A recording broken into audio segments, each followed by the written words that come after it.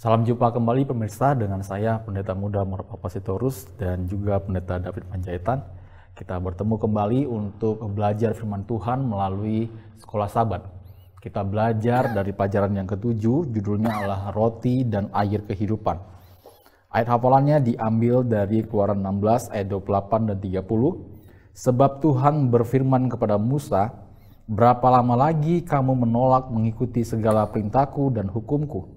Perhatikanlah, Tuhan telah memberikan sabat itu kepadamu. Itulah sebabnya pada hari ke-6 ia memberikan kepadamu roti untuk 2 hari.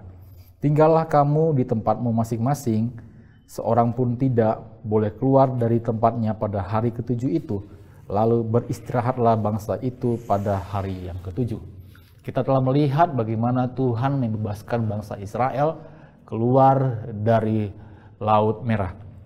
Bagaimana mujizat itu nyata bagi kita, dan seterusnya bagaimana kehidupan bangsa Israel dan bagaimana Tuhan mengajarkan untuk mereka taat, menyangkal diri, dan terlebih untuk mendengarkan petunjuk-petunjuk yang Tuhan telah berikan. Mari kita mengikuti pelajaran ini yang akan diterangkan, dijelaskan oleh Pendeta David Panjaitan. Silakan Pak Pendeta.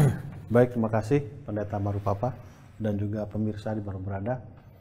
Kita sudah tiba di sabat ke-7 ya, artinya sudah lebih dari setengah pelajaran triwulan kita ini akan kita akan lewati atau sudah lewati. Dan kita masuk sekarang ke pelajaran sabat ke-7, judulnya adalah Roti dan Air Kehidupan. Saya membaca ini secara keseluruhan pelajaran Sekolah Sabat, saya mendapati satu kesimpulan yang saya tangkap adalah bahwa setelah mereka keluar dari Mesir melewati Laut Merah itu, setelah mereka menyanyikan lagu nyanyian yang dinyanyikan oleh Musa dan Miriam, mereka mengalami peristiwa yang cukup menguras emosi mereka lah. Panas yang ekstrim, dingin yang ekstrim, mereka kelaparan, mereka juga kehausan. Tapi Tuhan tolong mereka. Nah, peristiwa yang mereka alami ini, kesimpulannya adalah ini. Roti dan air kehidupan. Siapa itu? Salah satu pelajaran di pelajaran Sekolah Sabat kita, Yesus Kristus berdiri di samping batu yang mengeluarkan air itu. Itu adalah siapa? Yesus Kristus. Jadi apa yang dialami oleh mereka, lapar Tuhan berikan mana, haus Tuhan berikan minuman, bahkan dicatat juga burung puyuh, itu melambangkan bahwa Allah memperhatikan kebutuhan mereka, bukan hanya badani, tapi juga kebutuhan secara rohani, yaitu siapa? Yesus Kristus. Nah, Yesus Kristus ini adalah apa? Roti dan air kehidupan, karena di buku Perjanjian Baru dikatakan, akulah roti hidup. Pada waktu Yesus bertemu dengan perempuan Samaria di sumur Yakub itu, perempuan itu membutuhkan air. Yes, air apa? Air kehidupan. Nah, kali ini saya mau mengajak kita ke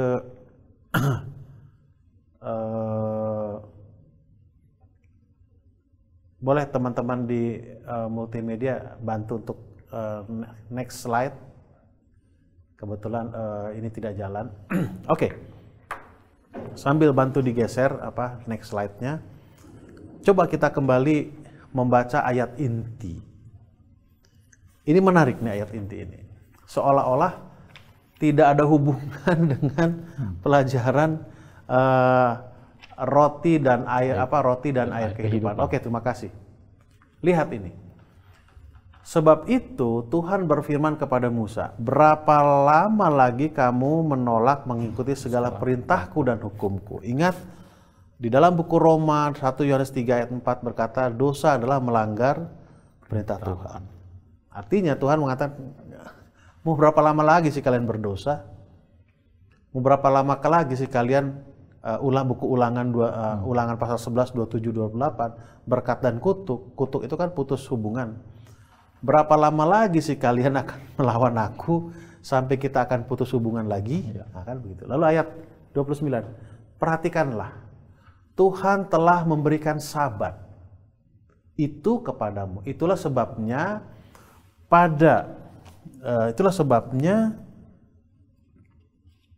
pada hari ke-6 ia memberikan kepadamu roti untuk 2 hari. Tinggallah kamu di tempatmu masing-masing, seorang pun tidak boleh keluar dari tempatnya pada hari ke-7. Lalu beristirahatlah bangsa itu pada hari ke-7. Ada 2 kata di sini yang diulangi. Bukan diulangi, mempunyai pengertian yang sama, bukan arti yang sama, yaitu kata sabat dengan kata ke-7. Kalau di dalam buku Kejadian pasal 2, maka Allah berhenti pada hari ke-7. Di sini sabat dan hari ke-7. Di dalam buku Kejadian pasal 2 itu berhenti pada hari ke-7. Hari ke-7 itu adalah seventh day, hari yang ke-7. Literally. Sabat artinya adalah berhenti.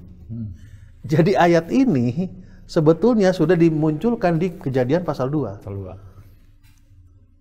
Allah memberikan waktu kepada manusia untuk istirahat. Kapan? Hari ke-7. Bisa dapat ya? Bisa. Lalu apa sih tujuan istirahat itu? Tujuan istirahat itu begini.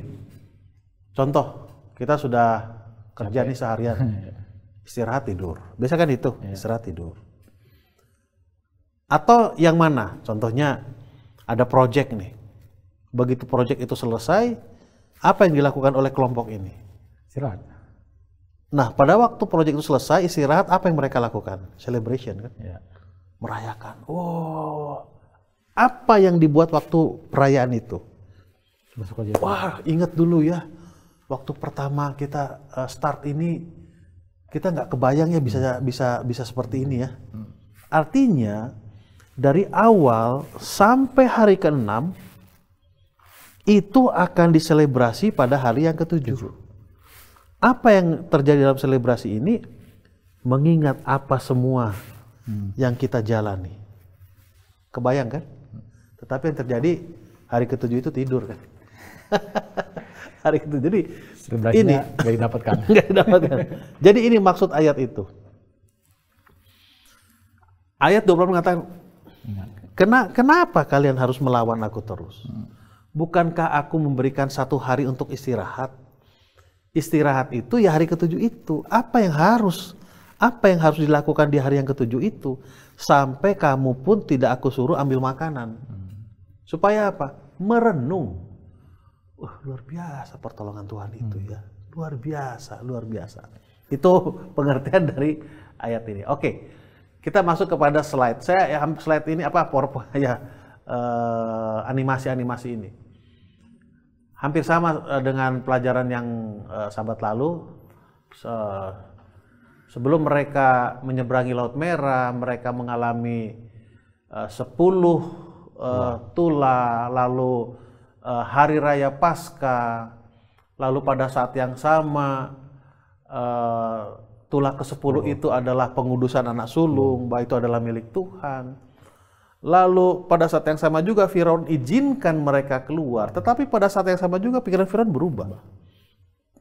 Walaupun akhirnya Firaun mengalami apa? Satu peristiwa yang mengerikan. Dan boleh lihat di channel National Geographic bahwa masih ada puing-puing chariot itu kereta kuda yang ada di dasar Laut Merah. Nah, pada saat mereka melewati Laut Merah ini peristiwa yang sangat besar ini. Karena ini antara hidup dan mati kan? Iya. Bagi saya, peristiwa Laut Merah itu hampir sama dengan Paskah. Antara hidup dan mati kan? Nanti boleh baca di buku Roma itu, saya lupa pastinya, bahwa orang Israel itu dibaptiskan Melalui air laut. air dan laut. Ya. Apa awan dan laut kan? Apa arti baptisan? Melewati. Baptisan kan Paskah. Kan bersama Yesus Kristus. Jadi bagi saya mereka keluar dari Mesir itu antara hidup dan mati. Lalu pada waktu mereka lepas dari Laut Merah itu antara hidup dan mati. Sehingga mereka syukuri itu dengan apa? Dengan nyanyian Musa dan Maryam. Nah, di sini yang paling penting. Di dalam perjalanan, sebelum ke sana. Sejak saya katakan dari tulah yang pertama lah ya, sebetulnya sebelum itu kan banyak mujizat-mujizat yang terjadi, tapi yang umum lah. Sejak tulah yang pertama sampai mereka menyanyikan nyanyian Musa dan Miriam, itu adalah mujizat. Ya. Wow. Lalu, setelah peristiwa Miriam, banyak peristiwa-peristiwa terjadi, itu bisa kita katakan itu antara ujian dan cobaan. Peristiwa bisa sama, waktunya bisa sama, tapi tujuannya berbeda. Kalau dalam bahasa buku Korintus, peiraso dengan eikperaso. Peiraso itu adalah cobaan, eikperaso itu adalah ujian. Bedanya eik itu way out. Jadi, pada waktu kita mendapatkan atau mengalami satu peristiwa yang sulit, itu bisa menjadi ujian, juga bisa menjadi cobaan. Itu akan menjadi cobaan kalau kita melupakan mujizat yang lalu. Itu akan menjadi ujian kalau kita mengingat mujizat yang lalu. Karena tujuan dari pencobaan adalah untuk menjatuhkan, tujuan dari ujian adalah untuk menaikkan tingkat. Bisa-bisa dapat ya? Nah, secara umum, ujian dan cobaan itu datang dari makanan. Ditambahkan juga apa? Minuman. Itu terjadi sejak di Taman Eden. Adam dan Hawa dicobai melalui, ini masalah selera. Dan bicara masalah makanan, saya tidak catat di sana, antara mana dan burung puyuh. Selera yang berasal dari Tuhan atau selera yang berasal dari daging mereka. Itu Galatia pasal 5 kan?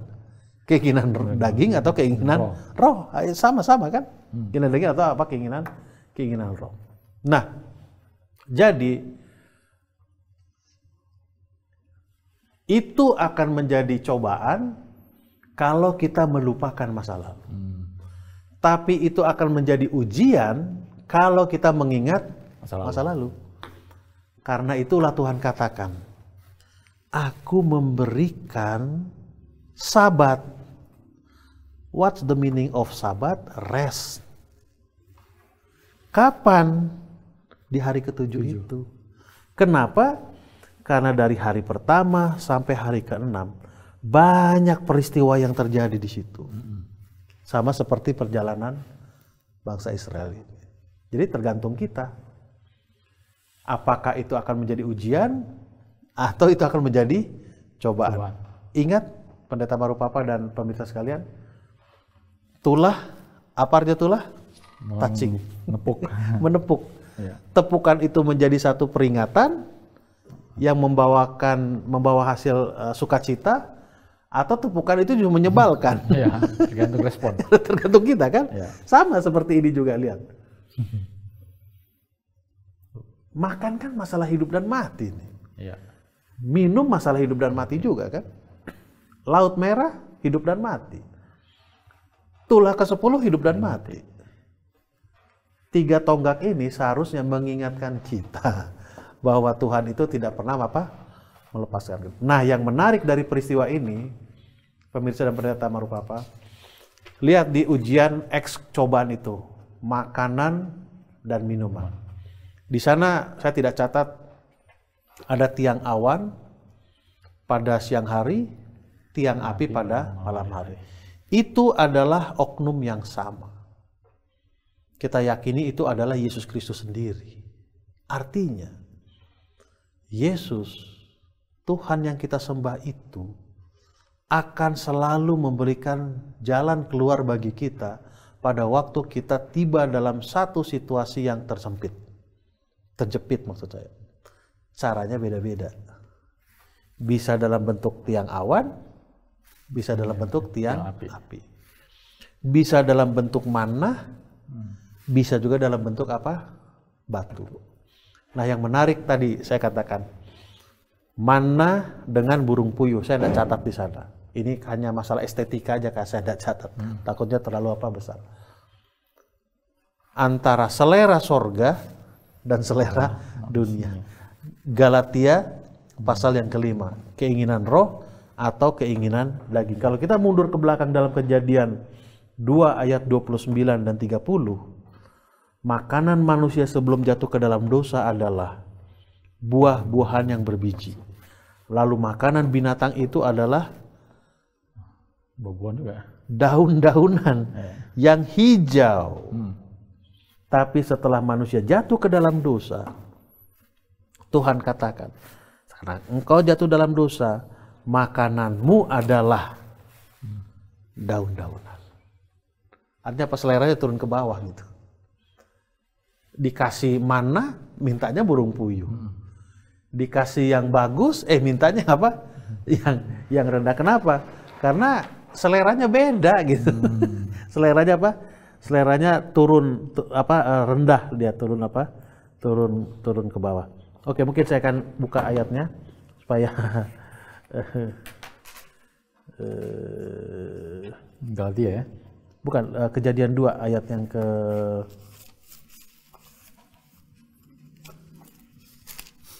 Kejadian 3 maksud saya.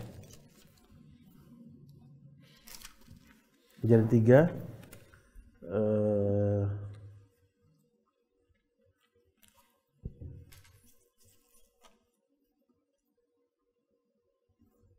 ayat 23. Ayat 18. Semak duri dan rumput duri yang akan dihasilkannya bagimu dan tumbuh-tumbuhan di padang akan menjadi makananmu. Setelah jatuh dalam dosa. Nah, sebelum jatuh ke dalam dosa, Kejadian 1, saya salah sebut tadi ya, sorry, tolong direvisi. Kejadian 1 ayat 9. Lihat, aku memberikan kepadamu segala tumbuh-tumbuhan yang berbiji di seluruh bumi dan segala pohon-pohonan yang buahnya berbiji. Itu makanan manusia sebelum jatuh ke dalam dosa kan? Ya. Lalu ayat 30. Tetapi kepada segala binatang di bumi dan segala burung di udara segala bumi yang kuberikan segala tumbuh-tumbuhan hijau. Lalu di Kejadian pasal 3, pemakanan manusia setelah dalam dosa? Semak duri dan rumput. Tumbuh-tumbuhan kan? Ya. Itu adalah apa? Makananmu. Turun selera. Dikasih mana, mintanya burung puyuh. Yang tadi buah-buahan, tumbuh-tumbuhan berbiji, makan manusia. Galatia 5 buah keinginan daging dengan buah roh. Itu terjadi kalau kita melupakan apa yang Tuhan pernah berikan di masa lalu kita. Seperti lagu yang sering kita nyanyikan, hitung satu-satu berkat-Mu. Itu yang boleh saya sampaikan untuk Pendeta Marupapa dan juga pemirsa yang dimanapun berada. Baik, terima kasih Pendeta David Panjaitan yang sudah menolong kita untuk mengerti pelajaran yang ketujuh. Ada satu pertanyaan yang kita mau coba untuk diskusikan. Percobaan dan pergumulan apa yang kita hadapi? Penghiburan apakah yang boleh Anda dapatkan dengan mengetahui bahwa Allah akan tetap bekerja bagi Anda jika Anda bekerja sama dengannya? Nah, ini menarik Pendeta, karena saat kita menemukan kesulitan seperti tadi di pelajaran kita, bangsa Israel mereka haus, mau minum air tapi airnya pahit, mereka itu bersungut-sungut. Ya. Lalu ketika diberikan air, ya mereka mengkonsumsi lagi ada roti, mereka bersungut-sungut lagi minta daging. Jadi apa yang menjadi pelajaran kita ketika menghadapi percobaan, pergumulan, kita memiliki penghiburan bahwa Allah bekerja dengan kita jika kita bekerja sama dengan Allah. Oke.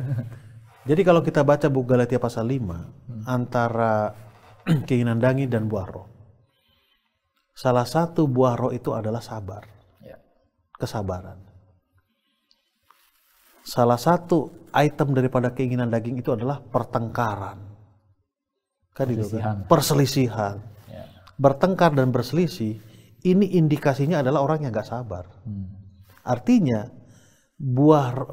keinginan daging itu adalah ketidaksabaran. Jadi pelajaran apa yang bisa kita ambil dari peristiwa marah, air yang pahit itu kan? Bitter water. Walaupun akhirnya Tuhan berikan mujizat untuk air itu berubah rasa, perlu ada kesabaran. Ya, salah satu contoh yang punya masalah besar tapi tidak sabar adalah Abraham. Abraham masalahnya besar loh. Apa masalahnya? Rumah tangga. Gak tahu mau dikemanakan warisannya kan? Tuhan bilang, kamu akan dapat anak. Abraham tahu, tapi dia nggak sabar. Apalagi dengar istrinya kan, sampai dengan Hawa kan. Sarah kan bilang, udah ambil aja. Aku kan nggak mungkin, udah ambil aja Hagar lah. Masalah itu seolah-olah selesai saat itu, tapi faktanya nggak selesai. Dari 2 keturunan ini kan sampai sekarang bertengkar terus tuh. Jadi pelajaran apa yang kita bisa ambil dari situ adalah kita harus melatih kesabaran kita ya. Walaupun kadang orang katakan sabar itu sama dengan lambat ya. Lambat amat sih enggak. Kita harus ikuti rencana Tuhan. Momen Tuhan. Makanya dilakukan waktu Tuhan adalah waktu yang terbaik. Baik, terima kasih Pendeta. Semoga pelajaran yang telah disampaikan ini menolong kita semua untuk mengambil makna-makna rohani dalam kehidupan ini, agar kita bisa berjalan bersama dengan Tuhan, merespon kesulitan ini tetap bersama dengan Tuhan. Mari kita akhiri dalam doa. Tuhan, terima kasih untuk firman-Mu yang kami telah pelajari. Biarlah kami semakin hidup mengikuti petunjuk-petunjuk yang Tuhan telah berikan. Pengalaman bangsa Israel adalah suatu pelajaran yang baik dan penting untuk kami pelajari, sehingga kami tidak mengulangi kesalahan yang sama yang dilakukan oleh bangsa Israel. Ketika kami menemukan kesulitan, kami bersabar dan mengikuti petunjuk Tuhan, berikan respon yang baik terhadap apa yang Tuhan telah berikan. Dalam nama Yesus kami berdoa. Amin. Sampai ketemu lagi pada pertemuan berikutnya, kita akan kembali mempelajari firman Tuhan. Tuhan Yesus memberkati.